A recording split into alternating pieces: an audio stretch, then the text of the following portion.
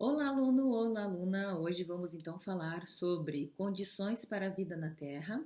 Nós estamos na disciplina de Ciências e eu sou a professora Catiúcia, ok?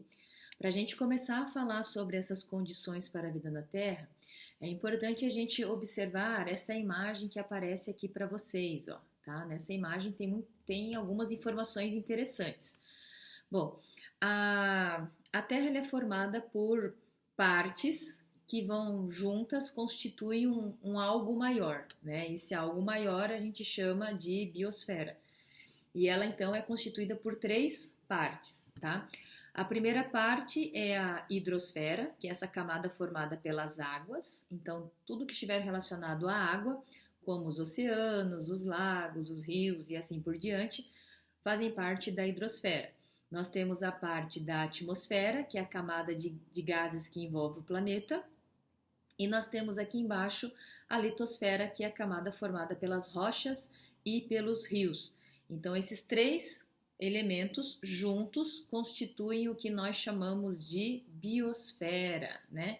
Então, até onde, né, os pesquisadores conseguiram avaliar, somente então o planeta Terra desenvolveu condições, né, de propiciar a vida, porque ela vai ter principalmente água no seu estado líquido e também vai ter temperatura adequada para que a gente possa ter então a vida, né? Então, biosfera nada mais é do que partes do planeta Terra que podem abrigar a vida. Então, eu posso encontrar vida na atmosfera, na hidrosfera e na litosfera, certo? E também é formada pelo conjunto dos seres vivos e seu ambiente. Então, é esta relação que ocorre entre os seres vivos e o local onde eles vivem, né?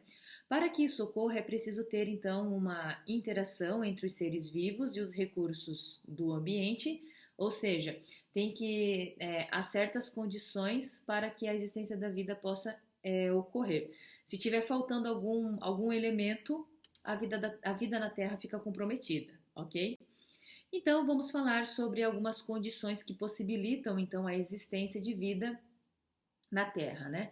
A primeira que a gente vai falar é essa aqui, ó, distância da Terra, né, ao Sol. Então, o Sol, ele é o quê? O Sol é para o planeta Terra a mais importante das estrelas, ou seja, a distância que separa, né, a Terra dele é de aproximadamente 150 milhões de quilômetros. Essa distância, então, que existe entre eles, a Terra e o Sol, é ideal para a existência de seres vivos por dois motivos. O primeiro, porque possibilita que a Terra tenha temperaturas favoráveis à vida, tá? Ou seja, nem muito quente, nem muito frio, e também permite que o nosso planeta, né, tenha água no seu estado líquido. Então, a distância da Terra possibilita que o planeta apresente água em estado líquido e temperaturas favoráveis à existência da vida, né? Sem a água no estado líquido, ok? Sem essa fase da água, esse estado da água, melhor dizendo, a vida como a conhecemos seria impossível. Então, uma das primeiras coisas que os pesquisadores, quando começam a pesquisar, né, o espaço, é verificar se aquele planeta que eles conseguiram se aproximar tem água no estado líquido, tá? Então, isso é muito importante. A nível de curiosidade, né, a distância que ocorre da Terra com o Sol é tão importante que a gente tem até uma medida, né, uma unidade de medida específica, né, para fazer essa distância, que a gente chama de unidade astronômica, é o famoso UA. Então, 1A é igual à nossa distância que nós temos, né, da Terra com o Sol, que é de aproximadamente 150 milhões de quilômetros. E aí, dando continuidade, nós vamos ainda falar sobre essas condições que possibilitam a existência, né, da vida na Terra. Nós temos lá o movimento do planeta. Então, olha só, os astros que compõem o sistema solar, que nós já vimos em outras aulas, realizam vários movimentos simultâneos. Apesar de aparentemente estarem, né, parados, que a gente acha que eles estão parados no espaço, os astros eles estão sempre em movimento. Então, no caso do planeta Terra, dois movimentos são importantes, tá? Que nós vamos ver a rotação, que é este que aparece aqui, e a translação, né, que vai aparecer daqui a pouco para vocês. Então, com relação à rotação, Ela é então responsável pela ocorrência dos dias e das noites. Então seria aquele movimento em que a Terra faz ao redor do seu eixo. Então ela gira ao redor do seu eixo. É a mesma coisa que eu pegar um globo, ó, vou pegar o globinho, tá? E esse globo ele gira, ó. Esse aqui é um movimento de rotação. Ela está girando ao redor do seu eixo, né? E ele então é responsável pela manutenção aí da temperatura em todo o nosso planeta.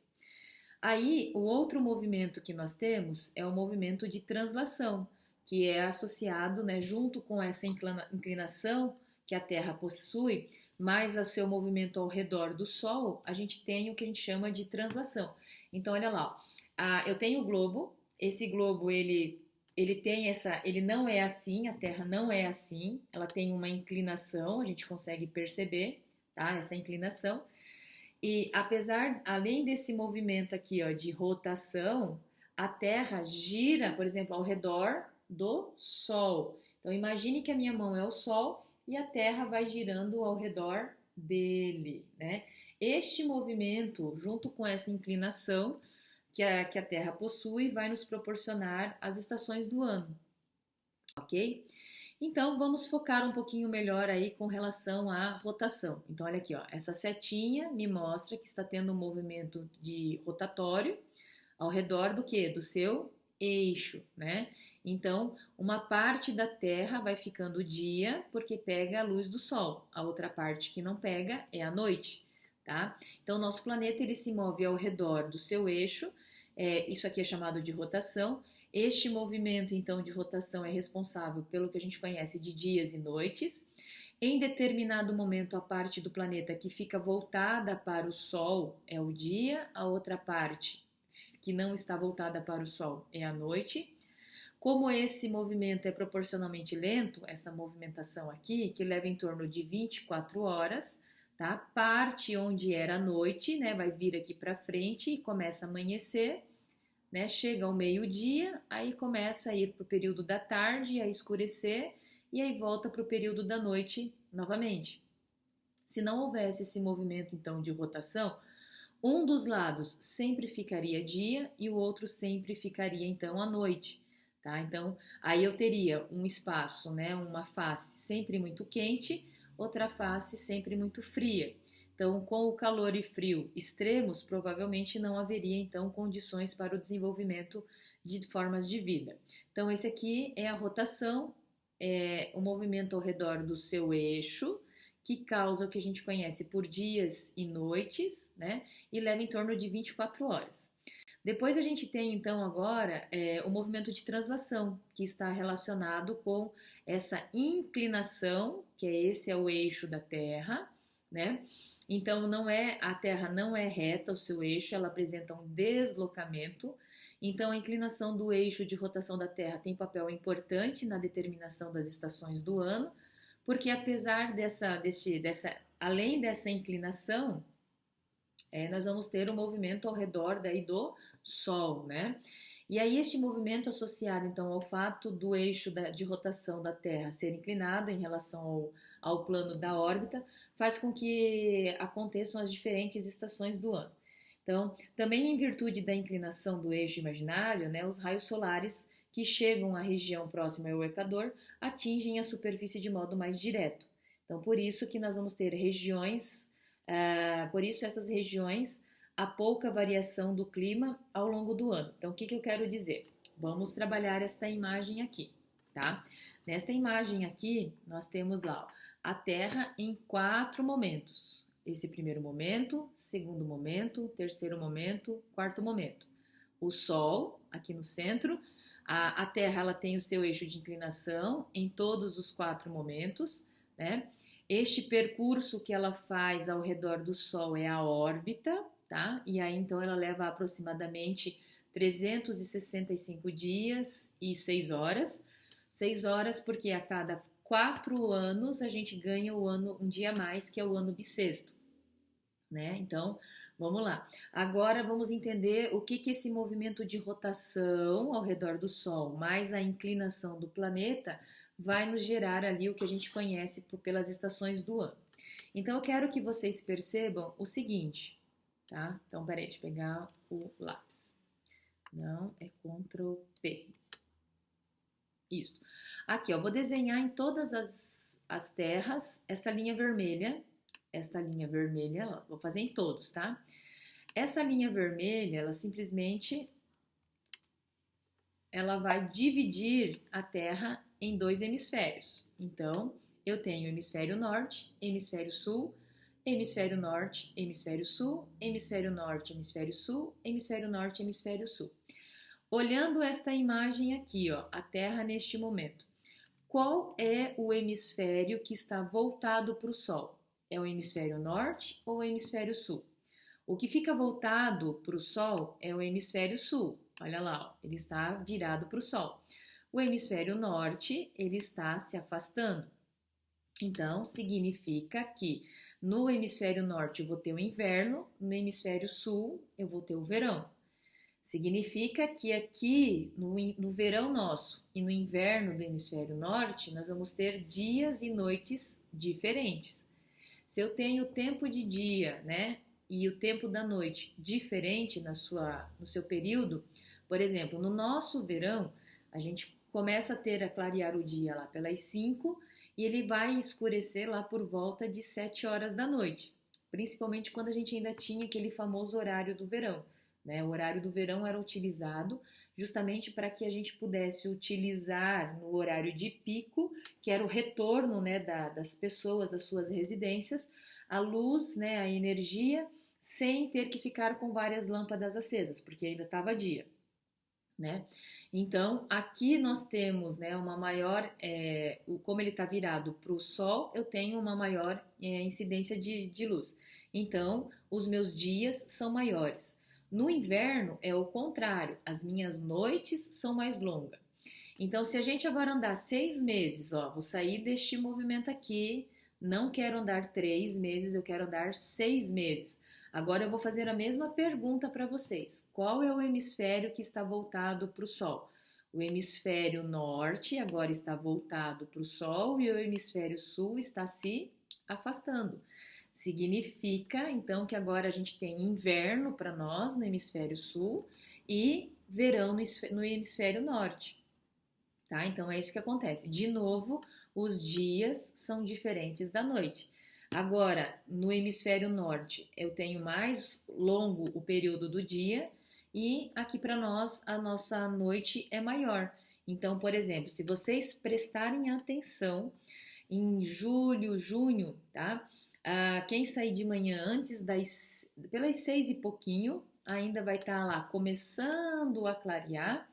Em compensação, 5 e meia da tarde já está ficando escuro de novo. Então, tem pessoas que acabam saindo cedo e voltando, né, saindo cedo, ou seja, ainda está escuro, e quando retornam para casa já está escuro de novo, tá? Então, nós vimos aqui, ó, a posição no nosso verão e no nosso inverno e por que que isso acontece. E que os dias e as noites são diferentes. Então, quando isso ocorre nessas duas posições, nós temos os solstícios, né?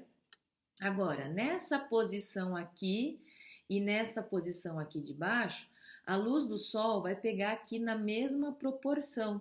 Então, eu vou ter os meus dias e noites na mesma quantidade de tempo, né? 12 horas para o dia, 12 horas para a noite. Então, eu chamo de equinócio, tanto estando aqui, quanto eu estando aqui, equinócio. Então, olha só, se eu saio do meu verão, né? Eu vou, então, aqui agora para o meu outono, vou para o meu inverno e daí eu vou para a minha primavera. Tudo isso no hemisfério sul. O hemisfério norte é o oposto. Eu estou no meu inverno, eu vou para o meu outono, vou para minha primavera, meu verão e eu volto para o meu outono. Então, são estações opostas, tá bom? Então, era isso que eu queria explicar nesse desenho. Vamos continuar aqui. E aí, olha só, né? Nas regiões mais ao norte ou mais ao sul, ou seja, aqui mais próximo dos polos, tá? Há muita variação da incidência dos raios solares. O que eu quero que vocês percebam é isso aqui, ó. Deixa eu colocar o lapisinho de novo. Vou fazer uma reta aqui, ó, uma linha para cá, uma linha para cá. Olha essa distância aqui, ó, quando eu chego com o meu raio bem perpendicular à Terra, próximo à linha do Equador, é onde eu tenho a minha face, né, mais quente. E olha aqui como é que consegue, ó, aqui eu já tenho um tamanho maior de raio solar e aqui eu tenho bem maior o tamanho do raio solar.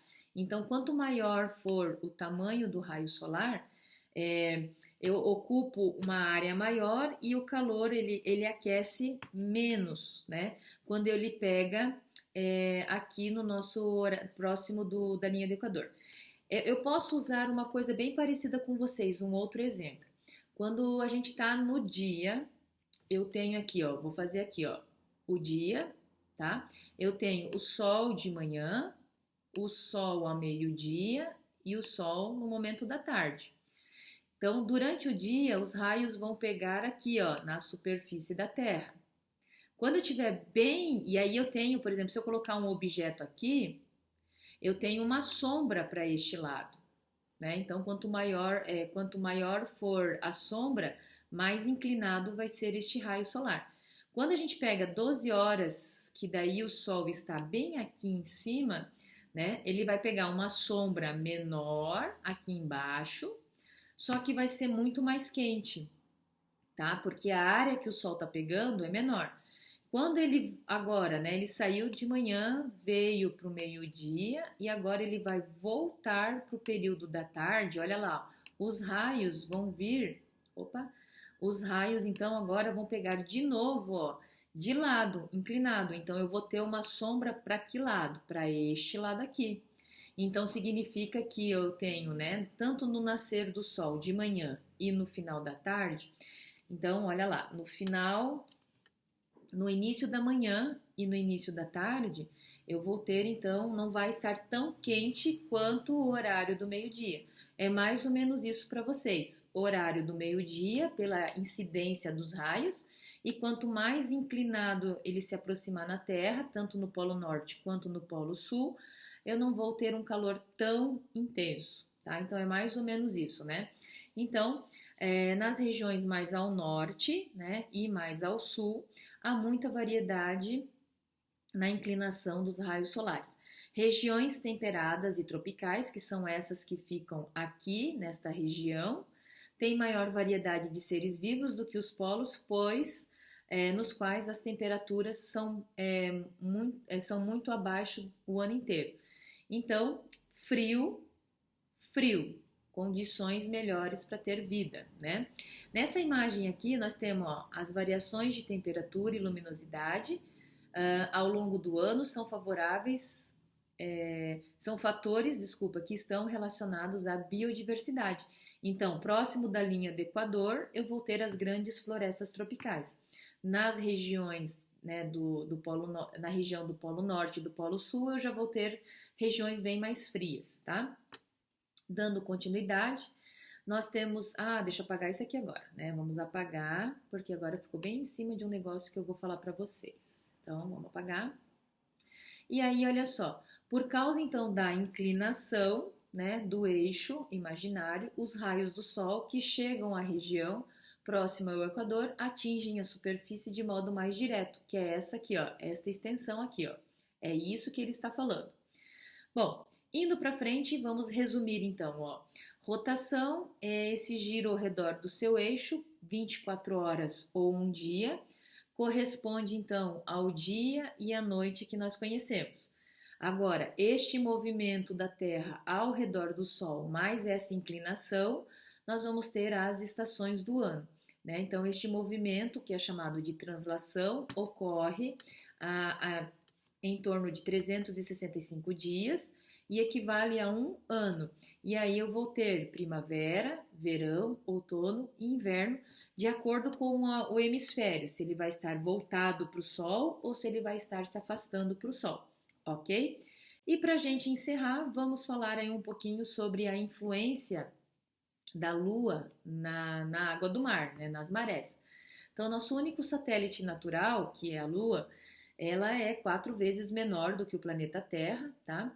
Uma das importâncias, né, da Lua para a vida é que ela interfere, então, nas grandes massas de água, particularmente nos oceanos, e vai causar um fenômeno, né, das marés. Ou seja, eu vou ter um momento em que a minha maré vai descer e um momento em que ela vai subir. Quando ela desce, ela vai deixar aqui, ó, esta região exposta. Quando subir, isso aqui vai ficar submerso de novo. Então, quer dizer que eu vou ter, né, um local que fica exposto constantemente para a atmosfera, e eu vou ter uma região aqui que não vai ficar diretamente, mas de tempo em tempo a maré desce e a maré sobe. Então, esta região aqui, ela vai ter espécies de seres vivos que vão conseguir viver tanto na presença de água quanto na ausência de água, tá? Já aqui embaixo, ó, eu já não tenho mais a influência da maré, então aqui é um ambiente exclusivamente aquático, tá? Que é o fundo ali, né? Então, depois de 6 horas, a água então ela vai subir, depois ela vai descer e aí ela vai expor aí, ó, algumas encostas. Este movimento constante das águas escondendo e revendo, né, e revelando parte do litoral, tem relação com a biodiversidade. Há indícios, né, de que as primeiras formas de vida surgiram nos oceanos e o movimento das marés provavelmente ajudou alguns seres vivos a chegar então às praias. Ou seja, quando a maré descia, esses seres vivos então eles conseguiam chegar até a areia e se adaptar a essas condições, tá bom? Pessoal, vou ficar por aqui, né? Vou ficando por aqui. Se você gostou do vídeo, não esqueça de curtir. Se você não está inscrito no canal, se inscreva, acione o sininho para receber aí os vídeos atualizados. E lá no canal na rede social lá do Instagram, na Prof. Catiúcia Eudiscoves, eu vou estar então liberando para vocês aqui esses slides, tá bom? Pessoal, fico por aqui. Agradeço aí a participação de vocês e até uma próxima oportunidade. Tchau, tchau.